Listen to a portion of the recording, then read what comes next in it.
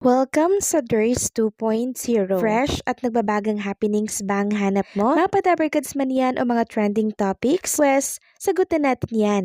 Kaya naman isubscribe nyo na ang ating channel para sa mga nagbabagang balita everyday. Welcome back again sa ating YouTube channel mga Kadabarkads, and for today's video, ang pag-uusapan natin ay tungkol sa mga importanteng kaganapan sa loob at sa labas ng Eat Bulaga. So kanina, mainit tayong sinalubong ng mga Eat Bulaga host mga Kadabarkads, and pansin ko lang muling nagbabalik si Atasha Mulak ngayong Sabado dito po sa Eat Bulaga, at nakaka-happy lang dahil nabibigyan po ng chance ang mag-host itong sila Daryl Shane Jandani at Dominador Albiola Jr. And pansin ko lang mga Kadabarkads na kahit talaga saan ilagay ang ating ilan sa mga clones, talagang nag-stand out sila sa programang Eat Bulaga, mapa-hosting at mapa-singing, pwedeng-pwede sila sa programang Eat Bulaga. At kanina naman sa The Age is Right, syempre nakasama natin si Shaina Magdayaw at si Sid Lozero. So nag-promote po sila ng My Best Friend Eman. At syempre hindi natin makakalimutan ang pasabog na dance production nila Raisa May Dizon, Karen Aistrup, and syempre kasama po si Miggy Tolentino. And talaga namang ramdam na ramdam natin ang summer at init sa tag-init ngayong April mga Kadabarkads, at pinaramdam yan sa atin kanina ng programang Eat Bulaga. Sa dance prod pa lang nila sobrang pasabog na agad. Samantalang next topic naman, pag-usapan naman natin ng tungkol dito sa kaganapan po sa Summer Olympic na talaga namang inaantay at inaabangan po ng mga Dabarkads natin at maging na mga televiewers. Paano ba naman kasi hindi lamang po Team Studio ang mananalo, kundi po Team Bahay mga Kadabarkads. So syempre, ang team po ni Tasha Mulak mga Kadabarkads ay Red Team at sila po ang nanalo. So yung laro po kanina parang may takip po yung muka, tapos torotot yung pinangtakip. Tapos mga Kadabarkads, ikot-ikutin ka, tapos kailangan mo pong ma-shoot yung ball sa isang battle. At ang nanalo nga po, syempre, walang iba kundi Red Team pa rin. At dahil nga dyan sa nanalo ang Red Team, may dalawa agad tayong nanalo ng tigpa 5,000 pesos. Walang iba kundi po si Jesus Calderon at syempre si Sarah Mapili. Ayan, tig 5,000 pesos po sila mga Kadabarkads. At sa mga nagtatanong kung nasaan daw si Bossing Vic Soto ngayon mga Kadabarkads kasi wala po sa programang Eat Bulaga, so siguro nagpapahinga lang po mga Kadabarkads, or possible din na may pinuntahan kasama po ang kanyang pamilya. Kasi si Tali po mga Kadabarkads, 'di ba? Meron po siyang mga event na ina-attendan na talaga namang all out support si Bossing Vic Soto at si Pauline Luna Soto. So napagsasabay ni Bossing Vic Soto yung show at yung oras niya po sa kanyang pamilya.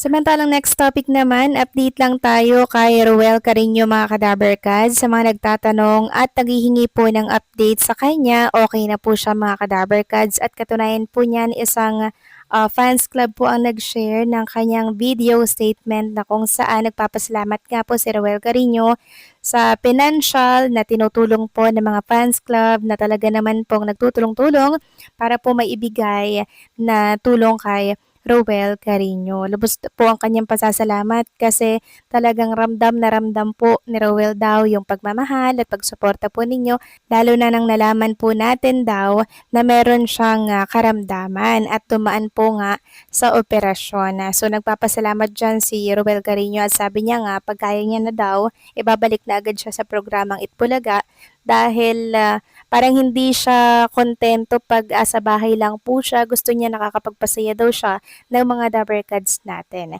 Pero syempre, ang priority po ni Ruel Carino ay ang pagpapagaling, ang kanyang recovery, at sana bago siya sumalang sa programang Itbulaga, ay 100% kaya niya na talaga. Syempre, yung ikakabuti ni Ruel Carino ang ating iisipin na sa ngayon. Samantalang next topic naman, pag-usapan naman natin mga ka-Dabarkads, ang tungkol po dito sa pagrereklamo po ng isang abogado mga Kadabarkads dito po sa Meralco na kung saan ay CEO po si Mr. Manny B. Pangilinan. Walang iba kundi po si Attorney Guanzon. Sabi niya nga, tanong ko lang sa Meralco, ba't ang sobrang laki daw ng bill ng lahat ngayon? Alam kong tumaas dahil sa krisis at tag-init ngayon, pero bakit ang sobrang taas?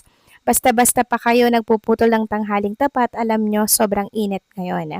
At nagbigay na po ng statement ang Meralco ukol dito sa mga reklamong natatanggap po online mga Kadabarkads kung bakit sobrang laki nga naman ng itinaas po ng Meralco ngayon. Talagang alam hindi pangkaraniwan mga Kadabarkads tataas ng 3,000, 2,000 ganyan. So yan po yung hinihingi ng explanation ng mga taong bayan and maging si Attorney Guanzon napatanong bakit daw po sobrang laki at naipaliwanag na po yan ng Meralco.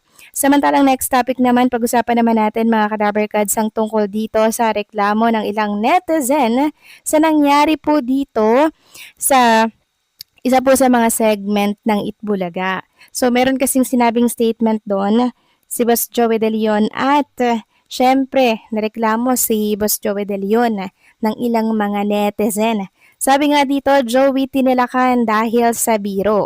Napanood ko ang Itbulaga noong Miyerkules, kaya aware ako sa pinag-uusapan ng mga netizen na kumukuda sa isang sikat na online forum tungkol sa sinabi ni Joey De Leon sa show.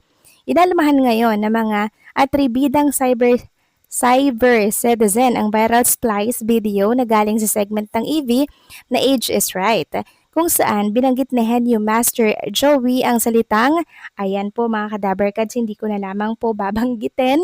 Alam niyo naman po na mahigpit dito sa YouTube, ayan po. May mga nag-call out sa MTRCV na sana aksyonan daw ang sinabing iyon ng batikang komedyante. Guess kasi, sinasabing segment ang isang beauty pageant coach na nagngangalang Norman. At para maipakita sa viewers ang talent nito, tinawag ni Alan Kay ang co-host nilang si Ian Red para sagutin ang may hirap na question ni Norman na pang Q&A sa mga beauty pageant at para maaliw ang live audience sa Team Online. Kunwari ay hirap si Ian na sagutin ang pure English na tanong sa kanya at doon na sinabi ni Joey na ano ka na lang daw. So ayan. Actually mabilis itong sinabi ni Joey na halos hindi mo nga mapapansin dahil tawanan ng tawanan ang mga tao sa studio. Abangers naman ang lahat sa magiging sagot ni Joey at TBJ Productions sa isyong ipinupukol ngayon sa comedian host. So ayan po mga Kadabarkads ang issue ngayon. So pinuputakti po ng basher si Boss Joey De Leon dahil sa kanyang sinabing word na sana daw ay aksyonan ito ng MTRCB. Grabe din talaga mga netizen, no? Munti-munti lang, talaga namang kala mo, kung anong nangyari, mga Kadabarkads, no? Siyempre, wala naman pong sinabing pangalan si Boss Joey De Leon. And biruan lang po yun, mga Kadabarkads, diba? Masyadong mang OA. Yung iba dyan na nanonood lang para po maghanap or makakuha po ng butas para siraan ang programang Itbulaga. So, grabe din. So, kayo ba mga Kadabarkads, anong masasabi ninyo dito? Please comment down below.